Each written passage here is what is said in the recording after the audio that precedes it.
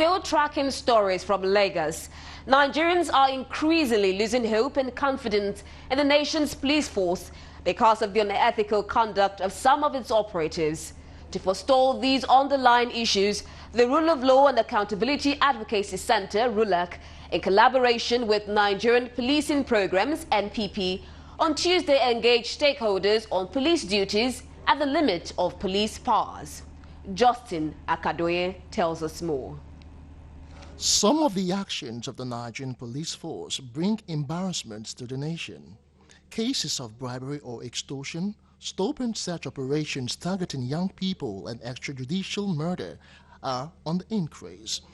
At this stakeholders forum, the convener, Okechukwu Nwangoma, gives an overview of the normative framework governing police powers and duties. So just what can citizens do when they are arbitrarily stopped by officers? Do they have the right to question them?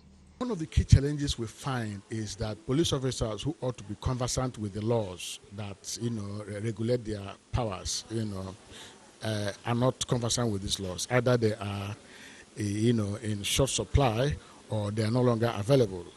Which was why sometime last year, when we did an intervention on the administration of criminal justice law in Lagos State, we found that many, even though the police are required to enforce the laws under the law, the law, but they do not even have access to the law. They have not even seen copies of the law. Because the argument is not that the police should not investigate.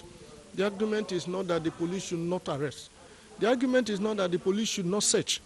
The argument is that in the process of doing that, they must not subject the citizens of this country to all manner of harassment, intimidation, or even brutality that is already condemned by the Constitution and the relevant laws. So to strike a balance is what this sensitization exercise and the peer review mechanism and collaboration is all about. Some pertinent questions come up to the front burner. What police services are citizens legally required to pay for? And what documents are the police empowered by law to demand from vehicle owners on the road, and under what circumstances? Ordinarily not required to pay for police services, but the police is a public institution funded with taxpayers' money. But on the road, if you are looking at documents or particulars the citizen is supposed to carry, of course you have to pay for your driver's license, you have to pay for other documents that you are required to put your vehicle on the road, roadworthiness and so on. And so on and so forth. So those are essentially what citizens are required to pay for. But general police services, Nigerians are not supposed to pay for them. They ought to act and carry out their activities and functions within the ambit of the law. So you now see that police invading young people's privacy amounts to abuse of their fundamental human right. Because our laws and implementation has been jettisoned, and the issue of supervision is currently hibernated because nobody seems to be taking charge in the area of policing.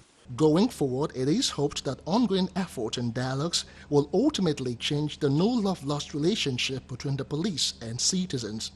After all, the police should be their friends. Justin Akadoye, Galaxy News, Lagos. Still talking crime and security.